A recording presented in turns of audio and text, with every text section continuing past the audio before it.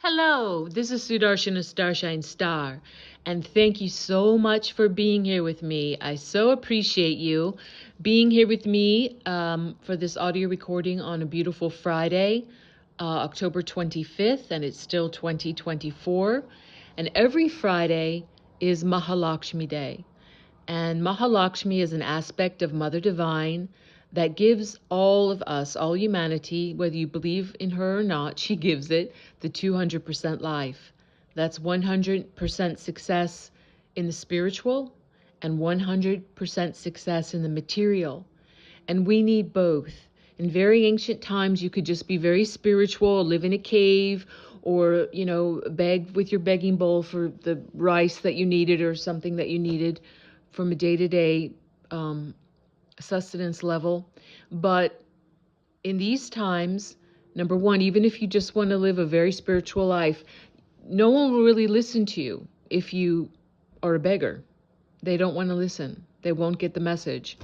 So, and even if that weren't the case, even if you just want to be, and I don't mean just, because being a householder is wonderful and perfect as it is. Raising a family is the highest calling, the most sacred, and the most hard work and beautiful thing ever. So I'm not saying just a householder. But even if whatever your path is, you need the 200% success. So thank you to Mahalakshmi. She's the most gorgeous, most stunningly beautiful. If you just can imagine exquisiteness beyond exquisiteness in her being and in her energy, that heaven, that Amruta bliss, that joy, that showering. Usually you see her depicted sitting right in the middle of a lotus, a huge lotus flower with white swans on either side, and her hands are spilling out. One hand is spilling out gold coins in like a huge gold pot, never ending, to bless all of us, and the other hand is upraised, giving us a spiritual blessing, like you are blessed, you are loved, you are wanted, you are needed, you are deserving, you are mine. Okay, so I like to begin all of my clips with the 3 opening prayers in Sanskrit and Telugu, and they're short. It's the Guru Mantra, the Ganesha Mantra, and the Gayatri Mantra. And this is to bless and protect, uplift, and inspire you, me, and this clip. I'm going to, let me just go to the opening prayers. Om, Om, Om, Guru Brahma, Guru Vishnu, Guru Devo Maheshwaraha, Guru Sakshat Parabrahmam, Tasmahi Sri Guruvena Namaha.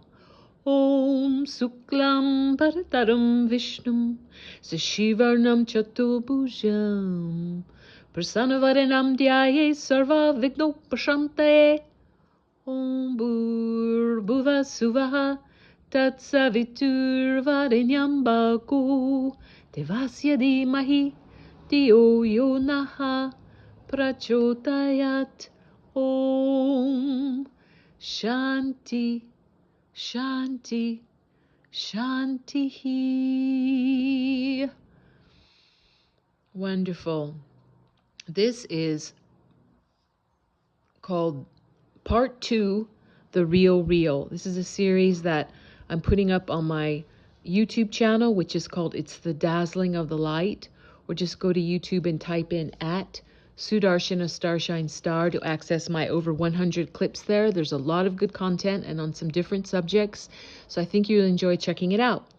I also post a lot, but this audio is going to not be able to be posted on TikTok, but I have a wonderful TikTok channel, and come check it out. It's called Mahakali Yeshua 9. My username is at Starshine Star 909. And like I said, I do post intermittently on X with my name Sudarshana Starshine Star, or on Insta with my name Sudarshana_Starshine Star. Really, where you get the real meat is on my YouTube channel and on my TikTok. So, like I said, this is part 2 of The Real Real. This is going to be very juicy, and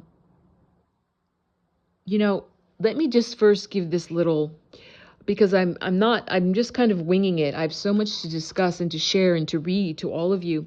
But if you're feeling vulnerable right now, if you're feeling that you just can't take anymore, what I want to share is some real truth that we really need to know, we really need to have. As well as I'm going to, if it doesn't fit on this clip part 2, it's going to be in part 3 of this series of The Real Real. I'm going to give something very good, something very helpful, something very restorative and calming and divine. And I want you all to hear that. But if you feel that you just are at your limit, that you can't hear any more of the darkness that's been playing out under our noses for so long, you just feel like you can't take it. I get it. So don't listen to this right now. You can listen later. There's nothing wrong with that. All right? So what I'm going to start with is I want to say something. I posted several days ago on my TikTok a series showing which I've seen in real life, so I'm not just sharing ideas. I have real life experience of this. I showed a transformation that was done from a video in quick succession of a minor politician from a while ago who's not relevant on the stage, but he is relevant in terms that he was a reptilian.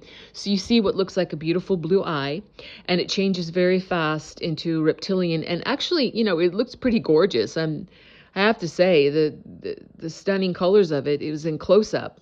You know, the black vertical line, but it was kind of open into a slender almond shape, going into like a lot of different colors and greens and yellows, and then it was overlaid on the very outline. You could see still the blue iris in a very slim way, but it looked like a jewel. It was beautiful. But we need to know that this is real. There are reptilians and there are reptoids, there are humanoids. This world is not what we thought, and I'm someone who can speak to that. I've spoken. You can go look on my YouTubes when I speak more about my personal history and my step family and different things. But I've had the very hard knocks life and a very also wonderful blessed bliss life of having experienced one foot in both worlds. Well, I was born that way, but I never knew that my path would be that I got to see and experience, even though I didn't comprehend at that time a lot of what I was experiencing was darkness, because I was taught that it was spirituality, that it was for the good. And then I got the high bliss and high divine blessing to be initiated into a divine lineage out of southern India through my Swami Sri Kaleshwara, who took his Mahasamadhi, left his body at the age of 39 in 2012, but he's still very much around, very much with me. And my Sadguru, Shirdi Sai Baba of Shirdi, India, who took his Mahasamadhi in 1918, but he's very, very much around, and people report all over the world. He shows up all over the place. He's very much around. So I love this quote, and I want to share it, is forget about limiting beliefs. Limiting beliefs, what they do is they just limit you. So if you want to continue on with like a small peanut mindset and hang on to, this is only a 2 + 2 is 4 world, there's no other way to get to 4, and you just want to hold on to that and hold on to the egoic mind and keep bowing down and worshiping the intellect as the highest of all things. And it isn't. The intellect, the mind, is our tool. We're divine children of Mother, Father, God. We're divine sparks of God. And unfortunately, through indoctrination, MK Ultra, that means mind control with a K, from the Germans, from the NAZI, their mind control experiments, and what has infiltrated via Project Paperclip after World War II, when unfortunately, just like in World War I, the good guys didn't win. The good guys did not win World War I or World War II. So I've also spoken about that before. I'm not going to go into it here, but when you really wake up and realize how we have really been fooled, and we can't blame ourselves for that, but we have to take responsibility for the fact that when something was pinging us and we'd have to step out of our comfort zone, and it seemed too much like, I'll have to give this up, or no, this is too uncomfortable for me to sit here, or I'm going to have to organize my beliefs and that's too much work, or whatever. We're responsible for that. So one major reason why I do what I do, I am a spiritual teacher. I'm a master spiritual teacher and a soul healer, but I'm also very dedicated to getting information out based on I stopped counting a few years ago when I had, over 40,000 hours of dedicated research into the who, what, when, where, why, how, of what runs the world and what has been running the world for thousands of years. So I do this, and a lot of it can be dismaying, but you can't get dismayed because really the best is truly yet to come. And we are ascending again. The humans are very special, and we've been really living as small peanuts, and we've really been enslaved, and we were not aware of that. And we really actually loved our cages and embellished them and said, like Oliver Twist in Charles Dickens' novel, thank you, sir. May I have some more? We were asking for more and more. Yes, we'll take more of this slave system and we'll call it freedom. And we'll say, oh, what I need more than anything is I need to be safe. So I'll trade away all my freedoms for that. You can just, have the satanic boot of communism, Marxism, and outright Satanism on the back of my neck and the necks of my spouses and children and family and friends and colleagues and neighbors and community members. Go ahead, because just as if you promise me that I'll be safe, okay? And that is such an illusion, because once you do that, you lose everything. And anyone who does that does not have self-respect. They are laden with fear. They have lost their contact with their inner self, which is divine, their inner guidance, their intuition, or what is called in India, your Brahma consciousness, your high divine consciousness. Ooh, as I'm saying that, I'm on a partial open air terrace. A big airplane just flew over, and I always take these things as signs when I'm doing these audios. So just when I talked about Brahma consciousness, like a huge airplane flew over, and that's a sign. Yes, our Brahma consciousness is flowing in, and we are ascending, and we are reconnecting, and we are evolving, and really the best is yet to come. But we've got to know what has been going on. If you don't know what's been going on, you can't clean it up. And especially in these times when there's still so many people asleep. And if you're listening to this, you're most likely not one of them. But you're going to have to help the people that are asleep to say, this is why we don't want to vote for these things, or this is why we're not supporting these things, and this is what has been underneath this. You have to show the who, what, when, where, why, how. And you can only do that, you only really know about something when you can teach it. So it's not about convincing people. There's no such thing as convincing people. If they're ready or they're not ready. All right? And there's nothing wrong with that. We all have our levels of readiness. But I'm not for willful ignorance. I'm not for people that will never, ever do 1 inch of research in any way, shape, or form. Just crack open their New York Times and turn on the TV, look at CNN, and they'll be like, facts is facts. These are facts. I've got all the facts I need. Let me just look on Wikipedia for my facts. Let me just Google something. No, no, no, and no.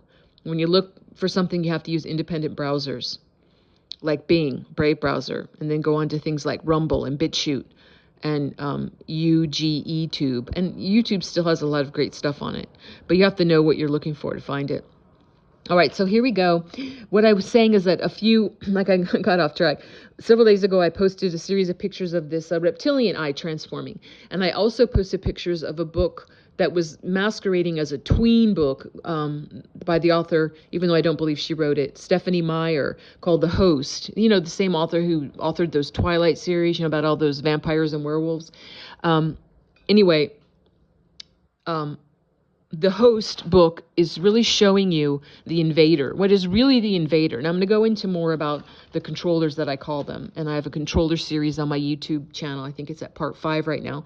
But I'm going to get some more specificity about that right now in this series, in this clip with you. But the invader, the parasite, is really the worm.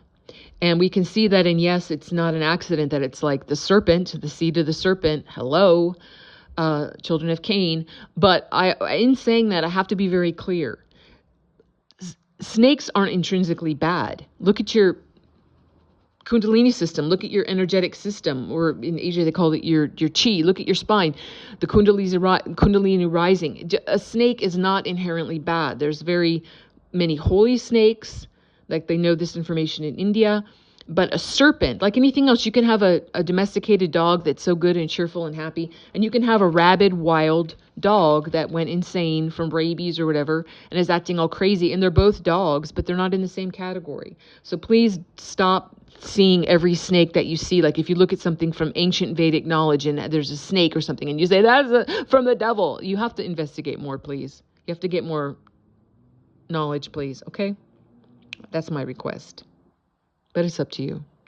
So anyway, the worm, and you see this in those movies that they put out there, and I say they because it is the controllers. The controllers did create Hollywood. It was called Babylon. It's always been about controlling humanity and MK Ultraing us and mind altering us and mind controlling us and also pacifying us like the ancient Romans did with bread and circus. The same thing as our professional sports, which are theater. And everything else, it has a rotten foundation. So the movies put out like those, it was several years ago, but those Magnificent Beast movies, and I should have looked up the title again. I showed it on my YouTube, on my TikTok, and I forgot it now. Something called the Water Dragon Parasite. You can look at, if you put the word in Water Dragon Parasite from the Magnificent Beasts movies, you'll see little clips where they show the extraction of a worm from an eyeball. And they also, in that same movie, show, but I don't know where, but you can look for it, show the implantation of a worm in a human eyeball. And what the evils were showing in that, because they show us everything. It's called predictive programming. They not only show us what they're doing because they believe that then we've been told and they won't get negative karmas from all the evil they do to us, because they say, well, we showed you what we were doing. We showed you it right in your face. You didn't recognize it. That's on you. They believe that. And predictive programming is also about, because they cannot create the evils, the children of Cain, the seed of the serpent, they gave up their creative ability when they turned their backs on Mother, Father, God. God didn't do it to them. They did it to themselves. So they need the humans to create. They suck our energy. That's what empowers them. If you've heard about Loosh, it's real. It's what they do to keep... from little to big, they keep us in a state of agitation, chaos, heartbreak, grief, anger, whatever, because they love the negativity of that emotion. That's their loosh. They suck it. They eat that along with eating other things like humans and babies and children and drinking blood. That's all real. But they love that loosh. And that's for beings that are incarnated and inorganic beings that are etheric, that are eating that are all around us. You can say they're demonics, they're whatever, they're sucking on that, like leeches, like parasites. They're eating that because they have disconnected from the Mother, Father, God, the creative source, and they need a food supply. So I'll just give a crazy small example. If you ever thought that it would be so hard in any city that you're in, like I'm in America, think of American cities, to make it so that people don't have terrible traffic jams and do crazy things with the lights and the traffic flow that get people all log jammed on top of building them incorrectly, so it doesn't match the population, so you're always like in a traffic jam, stuck someplace, getting very aggravated, losing your cool, getting very upset, cursing maybe, these kind of things. It's not by accident. It's like you thought you'd start your day, you're whistling a merry tune, whatever, you've got your cup of joe, you're got your music, you're going to go to work, whatever you're doing. But after the experience of trying to transport yourself from one point to another in the most crowded, crazy, smoggy, whatever conditions, from all the dirty fuel burning out of the vehicles around you when you're just sitting around idling, whatever, it's very easy to go to a negative place. And it's not hard to fix that. But the controllers don't want to fix that. They do all kinds of things to monkey wrench, from the small to the truly hideous, to monkey wrench our lives. You got to recognize that. And that will change. We will be in the process of changing, because when we go into our new earth, which is real, the Sai Yuga, 1,000 years of peace and prosperity, and we're edging into that now, we're going to have a reformation from the local to the national to the international on this earth. Things will be redone, not by beings that are enemies of we the people that truly hate us and despise us and feed off of us in a very etheric and literal way. So the worm is really the invader. And why I'm saying that is, it was just recently brought to my attention, and I was like, yeah, that's true. In America, parents are not deworming their kids. In Europe and different places, they do it once or twice a year. They know they need to deworm their kids. We have parasites in everything, and they're put there on purpose. Not just the regular parasites that you think if you're an organic being living on Earth. They're in our food supply. They're in our water supply. They're in the plastic bottles, especially the bottles that we drink water out of. Those plastic bottles, they have nano parasites. They have graphene oxide. They have all kinds of things that are very harmful to humans. And it's in the air from the spraying. It's in the medications, things that you think, oh, give it to me and this will make me well. It's actually making you sicker. So these parasites are real, and we need to start to have that recognition of their natural remedies, like taking black walnut tincture or wormwood tincture, or eating raw organic walnuts, or eating raw organic pumpkin seeds, or taking like organic cayenne pepper, organic garlic. These things are parasite killers. And there's other things. There's the thing that I can't say it, the animal, but I'm going to go like, what does that remind you of? What animal is that with 4 legs and goes like, what is that? That they call that paste. And I can't say the word, but it starts with an I and it ends with an N, and it's very efficacious and amazing.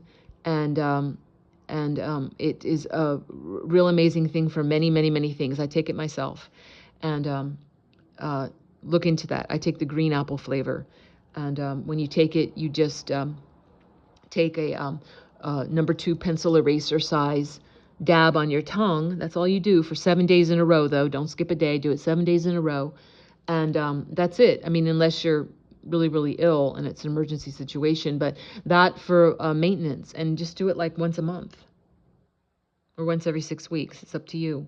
But that's important to know, because why I'm saying that is that like in our food supply, not only the parasites and the graphene oxide and all of the kind of things, the aborted fetal cells, all the stuff in there, the food colorings are also directly connected to mind control. And think how many kids eat that candy. Like we've got Halloween coming up and all the artificial flavors in there. It's directly linked to mind control, like the graphene oxide. It's directly linked to mind control. We have to get these things out of our systems and out of our diet. We have to have awareness about that. It's really important. So if you just know how important it is that things come down to the worm. And yeah, that worm put in the eye, that is when you see when it's called the Black Eye Club, all the celebrities, politicians, royals, governors, mayors, CEOs, all the pictures you see that you might understand why they have huge black eyes, like half their face is almost black. You're like, who punched Queen Elizabeth? Who punched Prince Philip in the eye? Who punched Robert Downey Jr.? Who punched Beyonce in the eye? Who punched Madonna? Who punched this president? Who punched Georgie, President Bush? Who pushed Bush #1?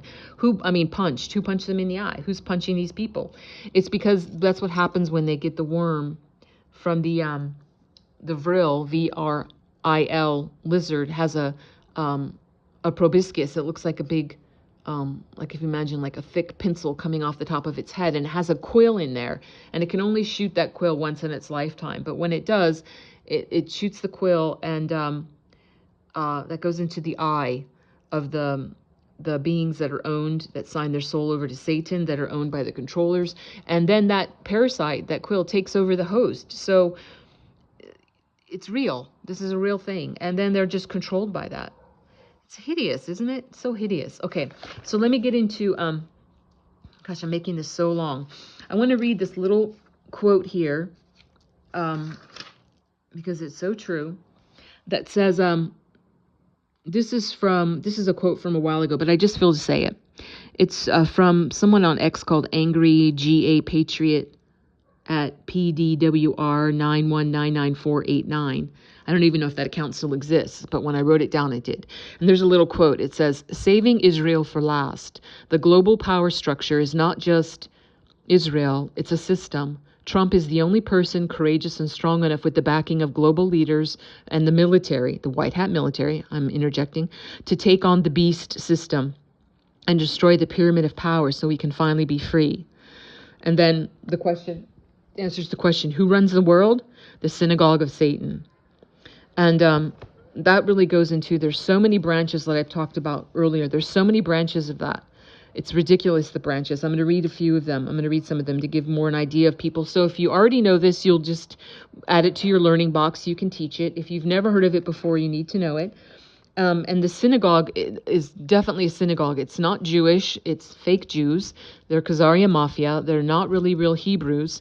And you have to learn more about that from my other clips, even though I will in this clip be talking about the Phoenicians, which you need to know about. Okay, so who runs the world? The synagogue of Satan. And if you look on the American, the US dollar, the fiat currency, the debt currency, the devil currency, the Babylonian money magic currency, which is really Phoenician money magic currency. It's before Babylonian, before Sumer. The pyramid on there of the Illuminati or the Freemasons. I'm sure you've all seen it. It has the eye of, the all-seeing eye of Satan in it, and it has a base, and then there's separation, there's a capstone. So the levels of that, this is what I'm going to read to that. The pyramid is the pyramid illustration represents the major elements in the interlocking chain of command which constitute the power structure of our invisible world government. The Vatican equals Holy Roman Merovingian, and Merovingian is very tricky. In that Merovingian bloodline, which is weaving in and out of the 13 satanic papal royal bloodlines that have ruled the world, that have been headquartered in Venice and also Rome, because the evils believe that the Merovingian bloodline is the satanic seed of the serpent, children of Cain, originally coming out, and then you can say the Phoenicians really, that married into the actual bloodlines of Jesus and Mary Magdalene. They believe that. So whether it's true or not, that's what they believe. And they believe that. So the Holy Roman Merovingian, the Zionist New World Order. The capstone of the pyramid with the all-seeing eye of Satan includes the Talmud, which is not from the real Hebrews. It's from the Khazaria Mafia, what I call the fake Jews. And even though we've been teaching that it's Babylonia, it's from Babylonia, ancient Babylonia. The evils came out of Sumer and then went into Babylonia and then infiltrated into ancient Egypt and Rome and the rest of Europe and then Asia and the Americas and all of that. What I'm going to share with you today is some more information that I've found very interesting. It collaborates with other information I found, so I feel to share it, that it really all started in ancient Phoenicia. And I learned a long time ago, even though not the depths of it, that the ancient Phoenicians became the Venetians.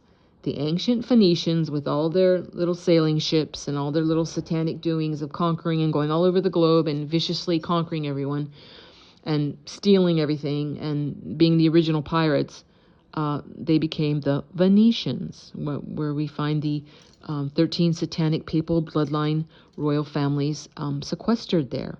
All right? So the Talmud, the Antichrist, the gray pope, the black pope, the white pope. The white pope is the one that we've seen, that we think has power. It's the weakest of the popes. The black pope is the head of the Jesuits. The Jesuits are the completely satanic military force that carries out orders from Satan and protects the Vatican. And we can see the hideousness of the Jesuits in what they do when they have gone since the 1500s, and they go all over the world and they say to native peoples everywhere, we're bringing Christ to you, and you see how they torture the natives and do all kinds of crazy things because they're satanic. But the Jesuits are the military branch here. And then the Gray Pope, which was taken down because of President Trump and the global white hats, what they did. The Gray Pope, the last one, was Pepe Orsini.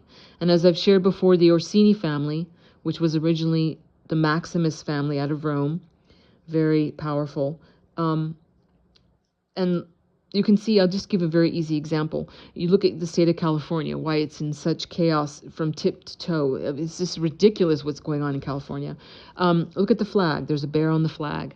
The Satanics have carved up the earth. They put their symbols everywhere, their territories everywhere. They all have their different territories and their demonic generals and lieutenants and corporals and sergeants and privates and everyone that's in control of each territory. That's why it's very important for us to take it back, not just physically but spiritually, etherically, by blessing it with the divine holy name of Jesus Christ and the sacred blood of Jesus Christ, and we have to take everything back.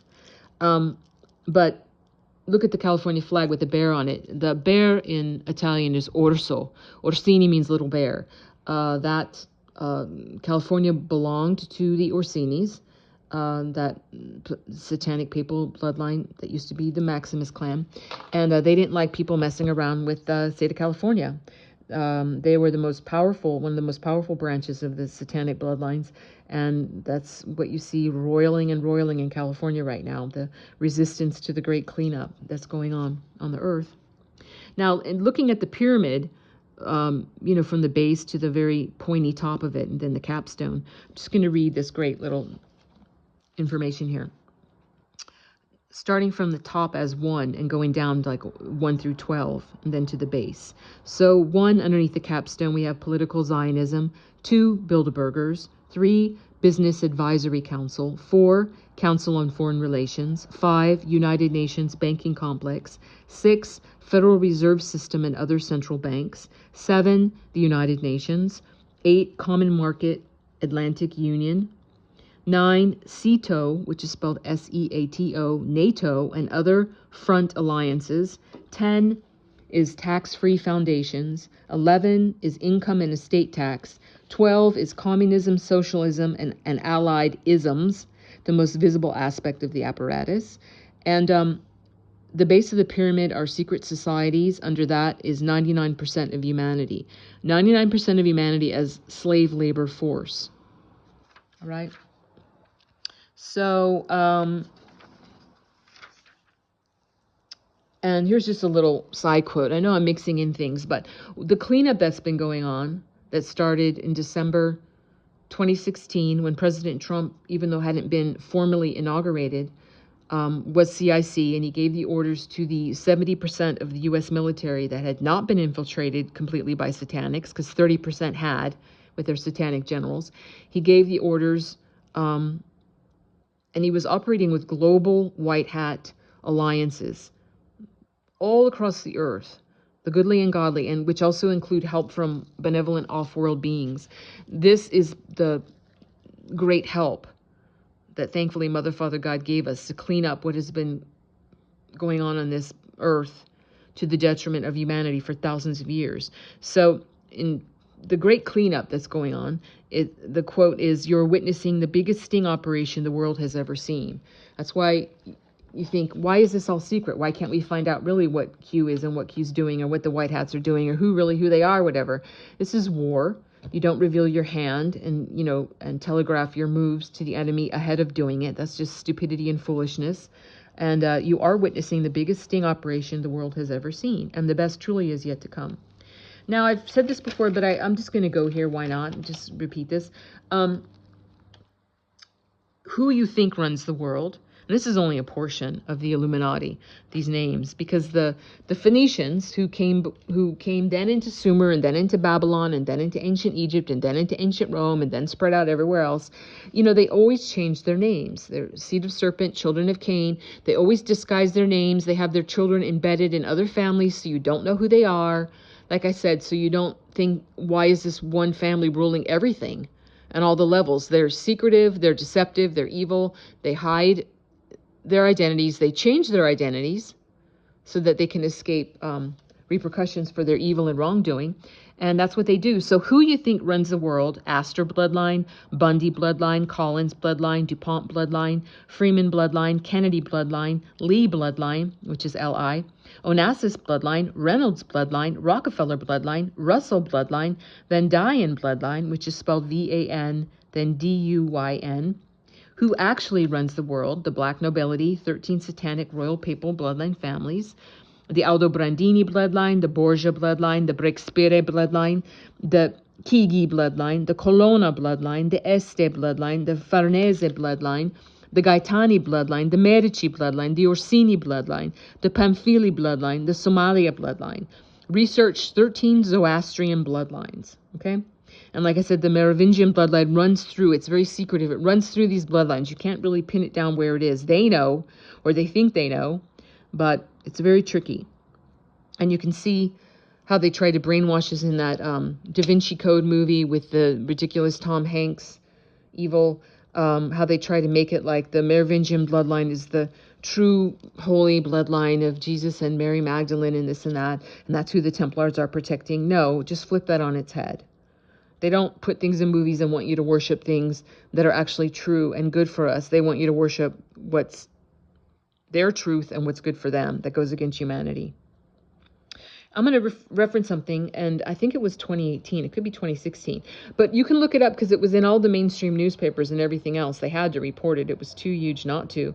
When there was a coordination right after President Trump took office, it was either 2017 or 2018, I'm saying. I think it was 2017, when the Italian and U.S. police forces launched a coordinated crackdown on the Sicilian mafia.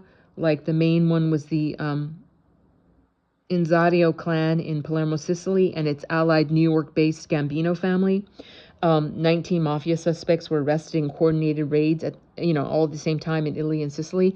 And we saw that here with the pictures of the guys coming out in Manhattan with the handcuffs coming out, being escorted away. There was a cleanup all at once. And that happened, when you saw that, that was right after the head of the snake was cut off, when President Trump and the White Hats, the global White Hat military alliance, they all helped, cut the head off the snake of the satanic black nobility that I mentioned in Venice and Rome. And we have a great report of President Trump telling that 70% of the U.S. military that had not been fully infiltrated by satanics, he told them in December 2016, you cannot fail. This mission, you cannot fail. Like, they only had that one chance to do it, and they did it successfully. It was amazing. So I want to talk about, there's stuff about the Getty Museum. And I want to get to that, but I think this is going to be too long. So I just first want to read this part about the Magna Carta, some great information. And then I'm going to continue in part 3 with more stuff that you really need to hear about the Getty Museum, what's underneath the Getty, what's been going on, and some other things I want to say about that. And then I'm going to give the really good stuff that really helps, that ties in, that I think you really need to know. I'm keeping it kind of mysterious. Excuse me. So this is from Stephen Kelly, who's well known from Occupy the Getty, even though now he's pretty shadow banned. And I don't agree with everything he says, because he, like many people that are well-meaning and well-researched and everything else, but they spend too much time in the darkness or something. I don't know, they don't purge it out of themselves, and they get too cynical and jaded, and he's believing that everything is bad. He thinks President Trump is a Zionist, which is completely false and untrue and incorrect. But, I've seen that before. It's always surprising to me. So I don't agree with everything he says, obviously. But he's not thinking that there's no good anywhere. And come on, even if you uncover the great evil that's been masquerading as good, whatever, if there's evil, there's good. If there's good, there's evil. That's common sense. So, of course, God gives the good to help the goodly and the godly, and to help. It doesn't just, have only evil and satanic. That's ridiculous. But anyway, God bless Stephen Kelly. He's been through a lot. I respect him. I do. And he gives incredible information. So this stuff from Stephen Kelly was so amazing about the Draco reptilians and the Phoenicians and the tunnels underneath the Getty. But he starts off, he was on a talk show like about a week and a half ago. Or not a talk show, what am I calling? A video show. And he was talking about the Magna Carta, which I found so interesting. So I just want to share this with you. All right. He said the Magna Carta established the original mafia. And all the aristocrats that were signers pledged to give 20%, of their monies to the evils. That's what the signers of the aristocracy of Europe, that's what they were pledging when they signed. The Magna Carta was like a big mafia meeting of all the godfathers. We are following those rules today. The great godfather is the crown. The seat of the crown is under the Getty. Whoever takes over the Getty takes over the crown. if you want to end the evils, you've got to take the seat of power. You've got to seize the crown. So I don't believe that it's just under the Getty, but I have seen pictures of the throne and different things under the Getty. And I do believe what Stephen Kelly is saying is true, but for my own research and my own inner discernment, I don't believe it's the only place. The evils do things in several ways. They infiltrate all over the place, and they make different seats of power in different places. And that's only common sense too. Would you put all of your eggs in one basket? No. All right. So continuing on with what Stephen Kelly's saying. The crown jewels in Vatican Library and Library of Alexandria is under the Getty, Stephen says. That's where all the money is, all the gold is. Now, I'm sharing this, but I don't believe that's where all of it was. I believe that much was under the Vatican in the huge tunnels, like the 150-foot long tunnel that went from Rome to Jerusalem, or another one that went into Eastern Europe or directly to underneath Buckingham Palace. But I do believe what he's saying, that there has been a lot stored underneath the Getty. I'm just sharing what he said. The aristocracy were signers to the Magna Carta. King John in the 1300s in Runnymede, suppositions, he had the Vatican behind him. That included the Templars and the Hostiles. And when all the nobles signed this, quote, peace treaty, end quote, with King John, they said, all of us are going to get together and we will promise not to fight or compete. We'll let everyone have their own little fiefdom going on, but the crown will technically own 20% of everything. This is mafia. The Rothschilds can't become royalty, can't become the crown, but they can marry into it. They can have artificial babies. You need a real birthing royal female mother to make royal babies. That's why there's so much incest. They've been doing this ever since Noah, since the pharaohs. Keep the royal bloodline moving. Just like the belief that you're not really a true Jew unless your mother was a Jew. Coming through the matriarchal lines. Okay, so then on this video clip, Stephen was asked about Ben Franklin and said, Ben Franklin and a bunch of founding fathers signed to deal with the crown. Did they get a giant portion of our taxes? And why I'm interrupting here, but I have to say, if you look at who had the title Esquire after their name of our founding fathers, like Benjamin Franklin, Esquire. Yes, you can say, oh, that's just coming from squire, or that just means when you're a lawyer, that's a title. No, it isn't. Those are titles of nobility from the crown, even though they're on the low scale, very low scale. It is, you do pledge allegiance to the crown. So how is a founding father, how are our founding fathers who are trying to turn a colony of the crown into its own country and break away from that evil rule, how are they then tied and pledging allegiance to the crown through their bestowed titles of nobility, like Esquire? Think about it. Stephen says, of course, first of all, they were Masons. Second of all, the Masons weren't even infiltrated until 1776. Up until then, they were just a fraternal organization, a secret fraternal organization, and then they had a lot of power. This is why Adam Weishaupt, the founder of the Illuminati, even though, of course, Adam Weishaupt was just a puppet of the controllers. Wasn't powerful in himself, just a front man. But Stephen's saying this is why Adam Weishaupt and Jakob Frank, the big Frank and Rothschilds, decided that there was going to be this group that they'd take over and turn into the basis of the Illuminati. But when they did that, it's because the Masons are signers to the Magna Carta. So they would have had to have pledged 20% to the crown. Even if the crown never took possession, it would still technically belong to the crown, 20% of everything. So that's very interesting, isn't it? Think about it. In that famous quote, after the forefathers signed came out of signing our Declaration of Independence and creating our Constitution, and that famous quote that's passed on that someone asked Benjamin Franklin, is it a republic, whatever, and he said, it's a republic if you can keep it. If you can keep it.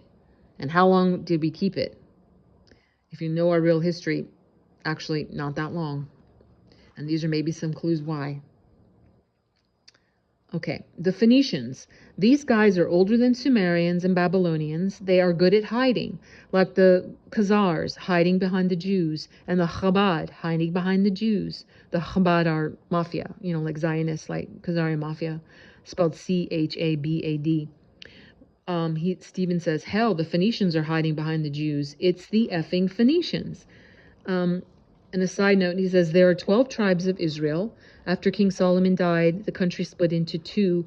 10 tribes go north and 2 tribes stay south.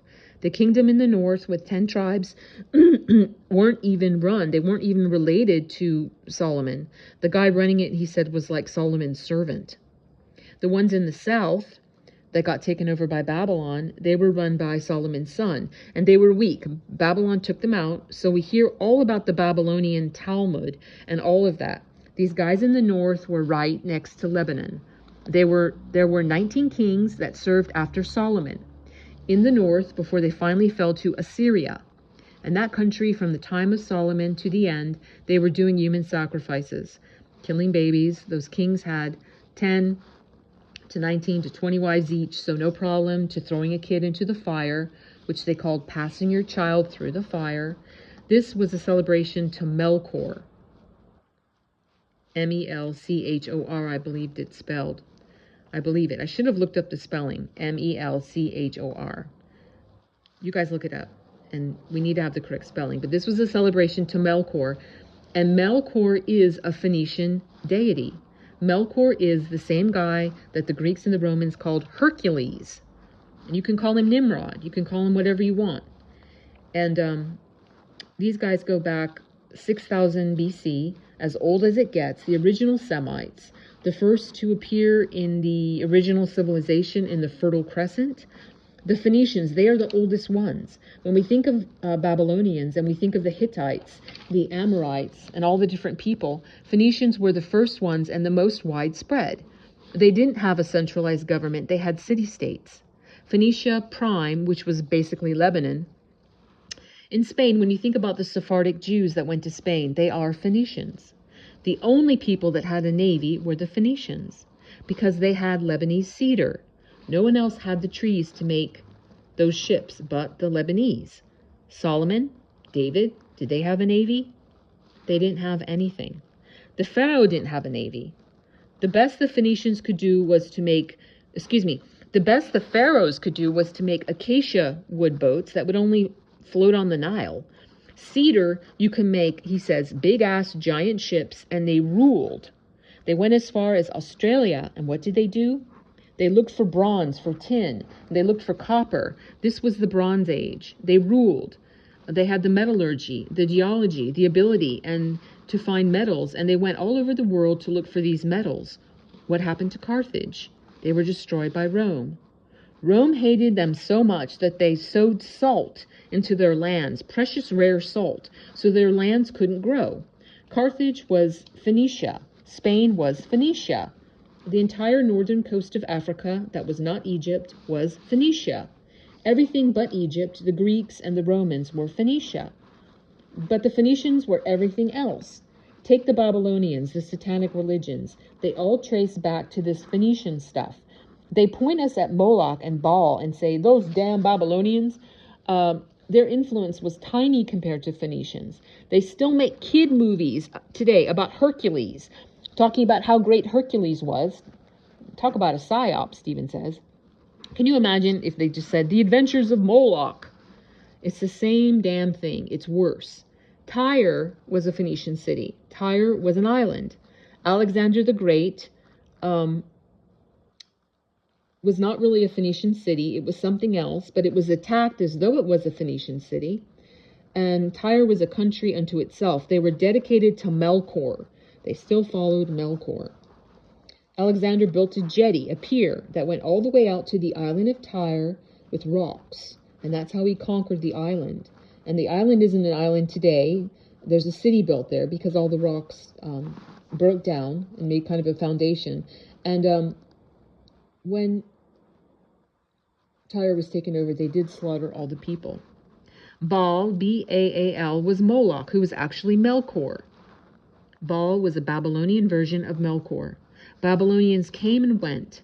When Babylon was big, it was real big. When Assyria was big, it was real big. When Egypt was big, it was real big. There's a lot of big civilizations. Phoenicia was always real big. They had colonies all over the world that we are never going to even know about. Like on the west coast of Australia right now, they're finding Phoenician encampments. So I'm going to end this there because Stephen's going on and he's talking about the Getty, but I'm making this clip too long. And I want to share like about what's underneath the Getty and more things and other things I want to talk about, some hidden things, and then to bring the really good stuff. Okay? So God bless you and yours. Thank you for being here with me. If you like this content, please like it and share it and subscribe to my YouTube channel or heart it if you're on TikTok. Because I'm shadow banned, it really helps with the algorithms and really helps to get this information out. And I really appreciate you doing that. So I'm going to end with the closing prayers. What I'm saying in Sanskrit and Telugu is God bless all beings in all worlds. Om Loka Samasta Sukhino Bhavantu. Loka samasta sukhino bhavantu. Loka samasta sukhino bhavantu. Om Shanti Shanti Shanti. Yes, peace, peace, peace. It all begins with our inner peace. We can't have what looks like outer peace without growing, sustaining, maintaining, and respecting our inner peace. I'm sending big love and hugs to you and yours. God bless you and yours. I'll see you when I see you, and bye-bye for now.